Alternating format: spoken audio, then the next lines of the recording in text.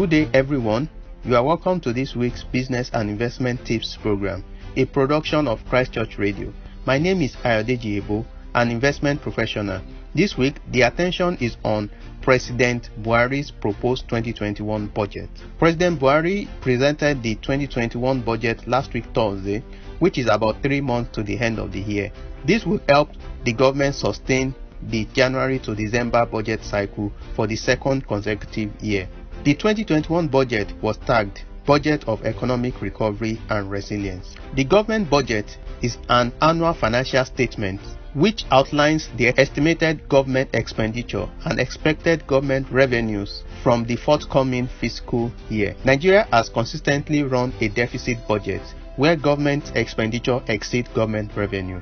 The budget figures were based on some assumptions which include oil price at $40 per barrel, oil production at 1.86 million barrels per day, exchange rate at 379 naira to a dollar, projected inflation rate at 11.95%, and projected growth rate of 3.0%. The proposed 2021 budget expenditure was projected at 13.08 trillion naira, a 21.1% increase over the 2020 revised and approved budget of 10.8 trillion naira. The expected 2021 revenue was estimated at 7.9 trillion naira, 35% higher than the revised and approved 5.8 trillion in 2020.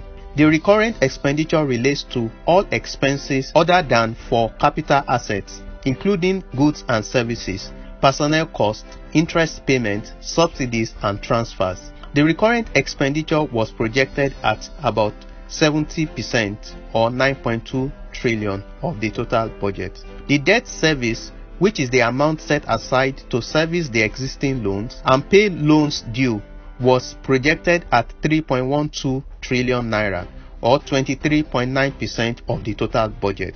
Personnel cost, which relates to wages, salaries, pension contributions and other work-related expenses, was estimated at 4.3 trillion or 33% of the total budget.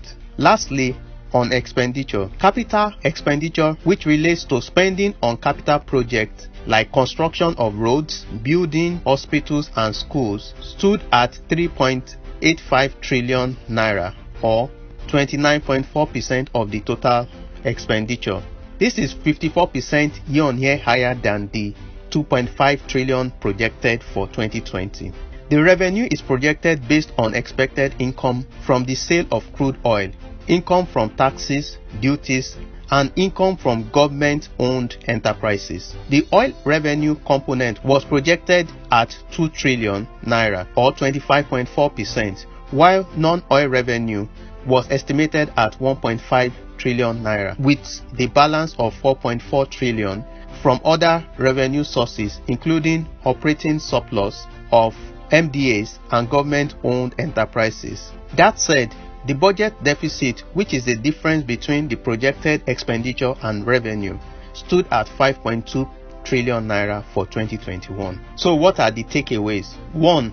The budget assumptions are largely optimistic given the current reality. 2. The recurrent expenditure has continued to increase on a year-on-year basis despite revenue challenges and the need to improve capital expenditure in other areas like healthcare and education.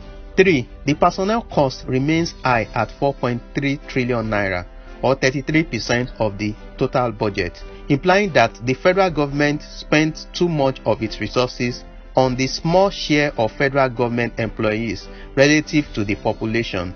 4. Nigeria's debt servicing remains on the rise on a year-on-year basis, which raises lingering issue on debt sustainability, as most of these debts are channeled to non-productive sectors, that is, recurrent expenditure. 5. The amount allocated to capital expenditure is commendable at 3.85 trillion naira or 29% based on past allocations, which are significantly lower.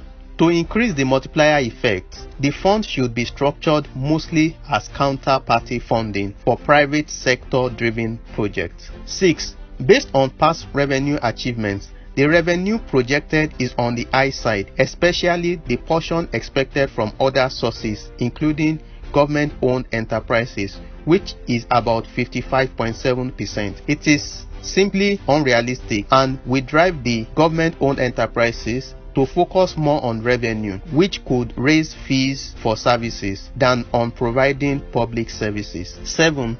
Based on the optimistic revenue projection, the actual budget deficit will significantly be higher than 5.2 trillion naira, which means projected new borrowings of 4.3 trillion naira may be higher. We may see more support in the form of ways and means, that is, loan from the CBN to bridge this gap. 8. About 420 billion naira has been allocated to social investment programs to sustain the social welfare programs like Empower, Survivor Funds and Grants programs, Homegrown School Feeding Program, and Conditional Cash Transfers. Nigerians should be on the lookout to key into these relevant programs. 9. And the last point, higher budget allocation to the health and education sector increased by about 157% and 65% year-on-year over 2020 budget. This is positive for the sectors. Based on the cordial relationship between the executive and legislature, we expect a prompt passage of the budget before the end of the year and onward assent by the president. Please note that this budget excludes the budget for the states. Thank you for listening. Please join us same time next week for another interesting and insightful session. For comment and feedback, kindly forward to ccradio@rccgchristchurch.org or send SMS to 07082463747. Stay blessed.